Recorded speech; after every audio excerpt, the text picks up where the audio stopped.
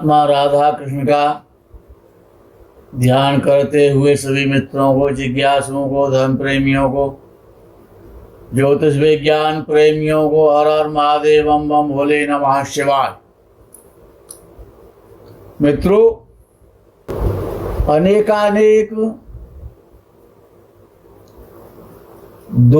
दुर्योगों में, सुयोगों में, शुभयोगों में, राजयोगों में व्यक्ति का जन्म होता है। जब कोई योग बनता है तो कोई घटना घटित होती है। उस घटनाओं में कुछ अच्छी घटनाएं होती हैं जो शुभ घटनाएं राजयोग कहलाती हैं। कुछ अशुभ घटनाएं होती हैं, कुछ अशुभ योग होते हैं जिनका परिणाम कष्टकारी और अशुभ होता है। ऐसे ही राजयोगों में एक योग होता है विद्वतो योग। विद्वत योग, विद्वत कहते हैं बिजली के लिए। अब विद्वत योग कैसे बनता है कि ये लाभ स्थान है, लाभ स्थान का स्वामी उच्च राशि का होकर के या परम उच्च राशि का होकर के और शुक्र के साथ धनु भाव में बैठा हो, चतुर्थ भाव में बैठा हो या भाग्य भाव में बैठा हो। लाभ स्थान का स्वामी, इस भाव का स्वामी उच्च का होकर के या परमोच्च का होकर के शुक्र के साथ धन स्थान में बैठा हो, सुख स्थान में बैठा हो या भाग्य स्थान में बैठा हो या लगन में बैठा हो, तो विद्वत नाम का योग बनता है। ये भी राजयोगों में इसकी गणना आती है।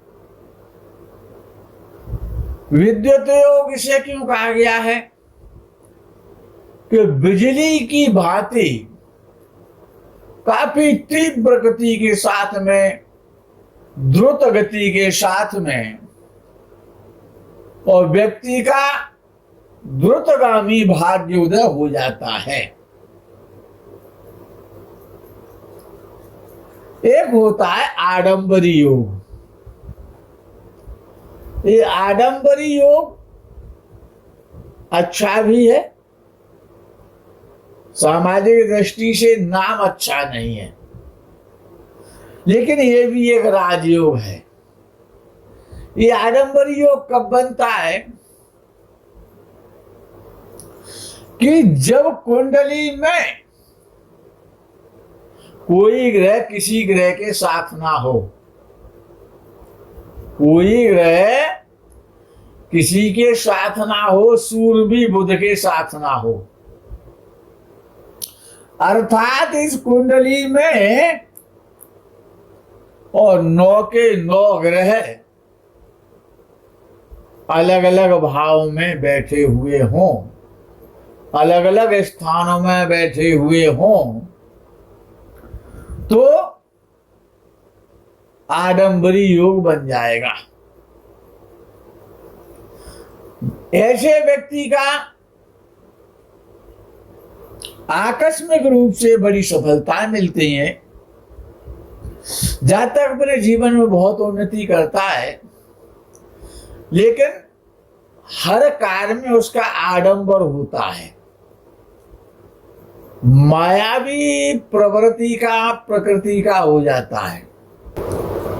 एक होता है द्विभार्या योग, यानी 2 पत्नी का योग ये बड़ा खराब योग है, जहां पर द्विभारिया योग बन जाता है।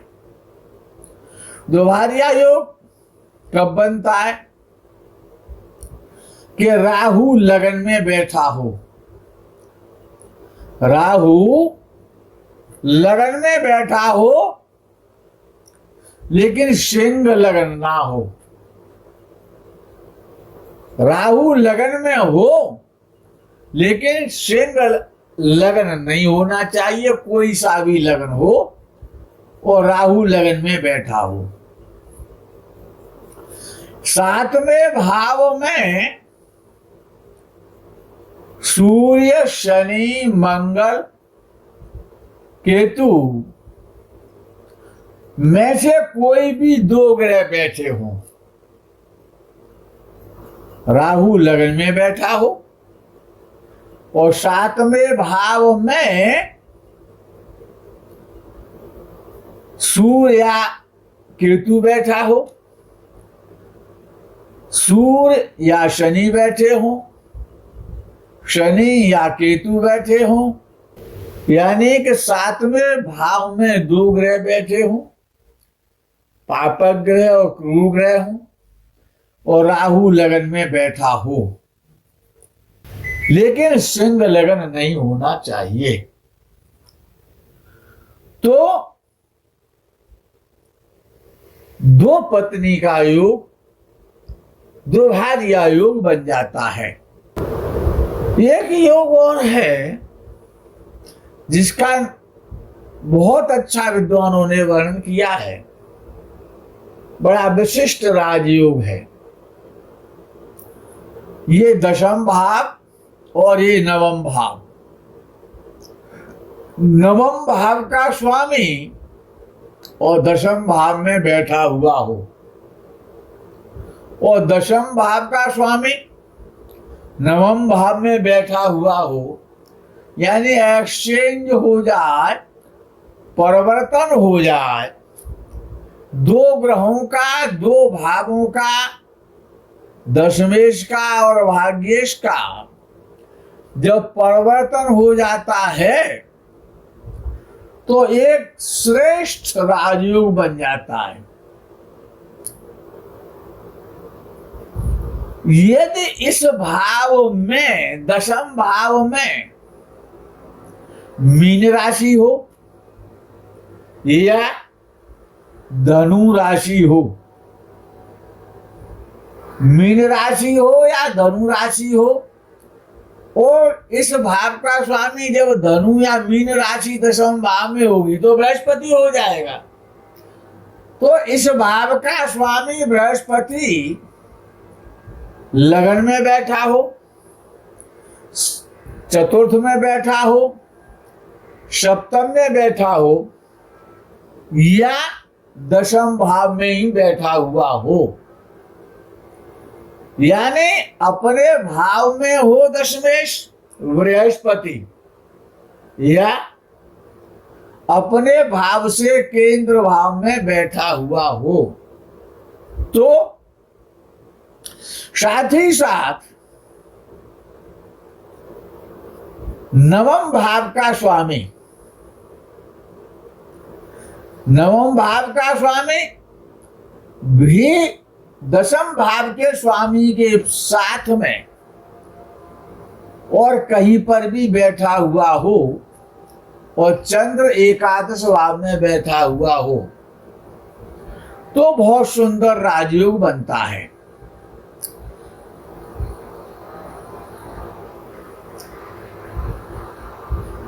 धन भाव का स्वामी, ये सारे के सारे जो आपको आज बताए जा रहे हैं ये सब धनयोग हैं और राजयोग हैं। जब धन भाव का स्वामी और भाग्य स्थान में बैठा हुआ हो,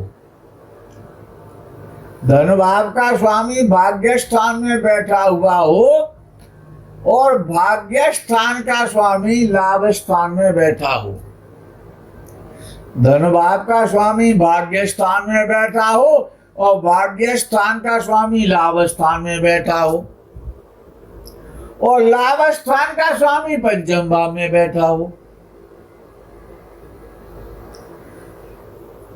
पुनः समझ लें, धन स्थान का स्वामी भाग्य स्थान में बैठा हो, भाग्य स्थान का स्वामी लाभ स्थान में बैठा हो, और लाभ स्थान का स्वामी पंचम भाव में बैठा हो। ये जो राजयोग है, ये संसार में सबसे अत्यधिक प्रबल राजयोग माना जाता है। जितने भी 1000 प्रकार के राजयोग ऋषियों ने बताए हैं, उन राजयोगों में धनेश, भाग्येश, लाभेश और पंचम भाव से संबंध हो जाना भाग्येश का, ये जो राजयोग है, ये उच्च कोटि का राजयोग है, उत्तम श्रेणी का राजयोग है। ये गजकेसरी राजयोग, रुचक राजयोग, शश राजयोग, पंच महापुरुष जो राजयोग हैं, या गजकेसरी नाम का जो राजयोग है, उससे सैकड़ों गुना अधिक फल देने वाला ये राजयोग है। समस्त प्रकार की दरिद्रताओं का नाश करने वाला और ये राजयोग है। व्यक्ति अतिशय गरीब परिवार में जन्म लेने के बाद भी अनेक वाहनों का, मकानों का, संसार के समस्त सुख भोगता है, उन सब का स्वामी बनता है, बहुत बड़े पद पर जाता है।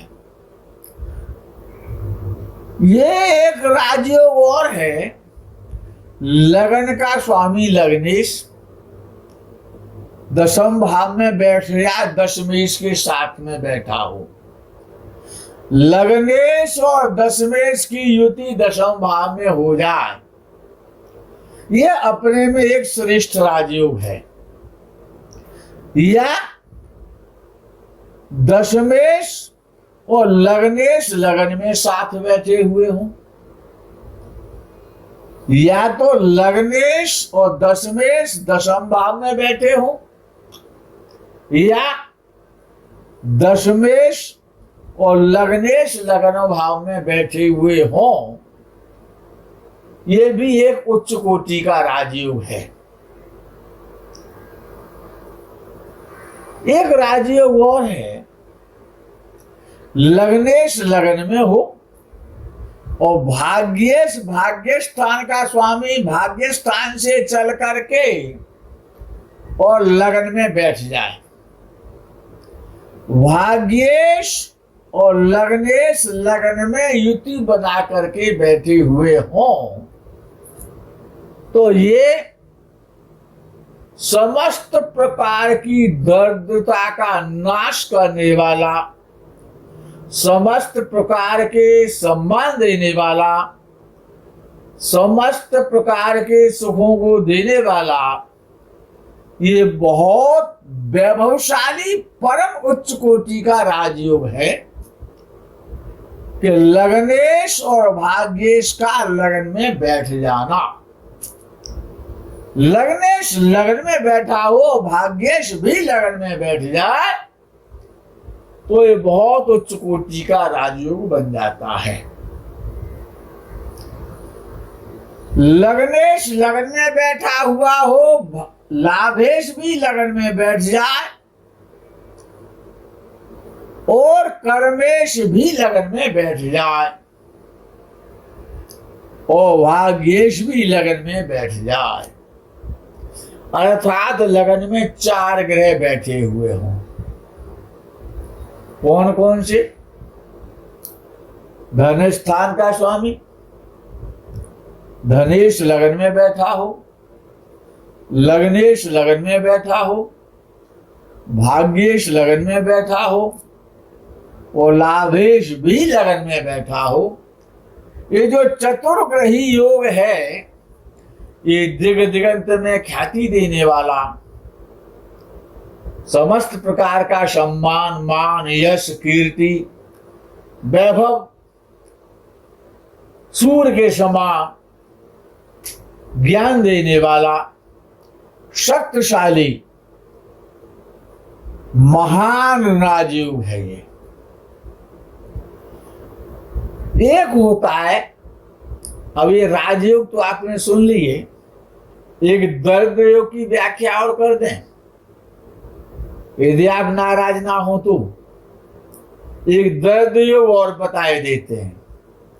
दरिद्र योग कैसे बनता है उसको भी जरा ध्यान से सुन लें। जब लग्न स्थान का स्वामी द्वादश भाव में बैठ जाए,